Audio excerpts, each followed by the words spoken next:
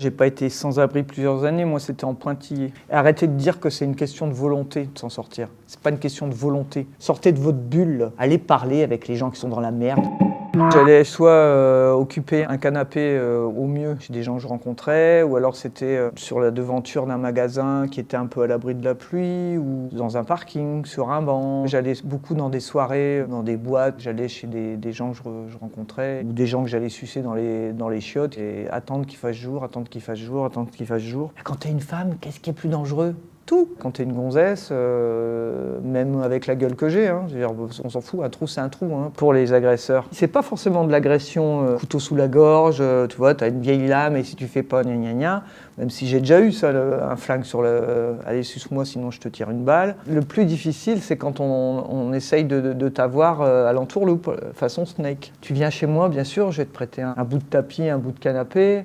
Et puis bon, le mec il s'assied à côté de toi, puis il commence à te frotter le dos. Puis tu comprends que si tu dis pas oui, tu vas encore aller dehors. Donc qu'est-ce que tu fais ? Tu fermes ta gueule, tu te laisses faire. Moi j'ai même été violé par un pote une fois. Il m'a pas cogné.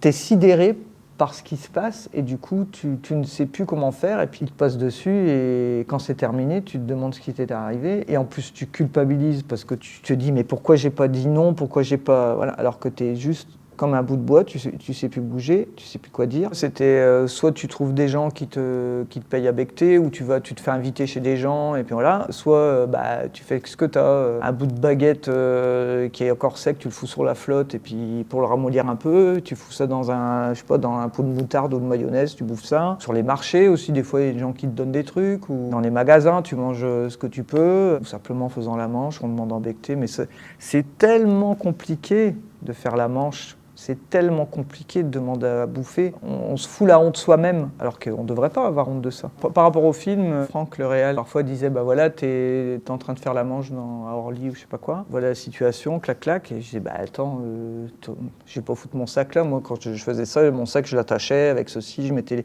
Surtout, t'enlèves pas tes pompes, sinon tu te réveilles. Enfin voilà, c'était des petits détails comme ça que moi j'avais vécu. Ça a pu aider un petit peu des fois dans le détail, on va dire, la chose. Moi, j'ai jamais réussi à commander le flux. Et en plus, comme moi c'était les chutes du Niagara, à l'ancienne, t'as un vieux t-shirt qui traîne, tu le mets dedans, tu le retournes, tu le remets en boule, et alors tu marches comme ça. Ou alors avec des papiers, des journaux, ce que tu peux. Bien sûr que personne n'est à l'abri de se retrouver dans la précarité. Tu peux avoir un incident de vie, que ce soit un décès, une maladie, un problème économique, un licenciement, t'es propriétaire, t'es patron d'un truc, ça se casse la gueule, merci, bonsoir. Parce qu'en général, c'est le cercle d'amis, entre guillemets, la famille, et puis voilà, t'es tout seul comme une conne ou comme un con. Et arrêtez de dire que c'est une question de volonté de s'en sortir. C'est pas une question de volonté, c'est dégueulasse de dire ça, c'est honteux de dire ça. Évidemment qu'on a envie de s'en sortir. Sortez de votre bulle, allez parler avec les gens qui sont dans la merde, posez-leur des questions, demandez-leur pourquoi ils en sont là. C'est bien de filer une petite piécette des fois, mais des fois c'est bien aussi d'engager la conversation et de demander pourquoi, sans être dans le jugement.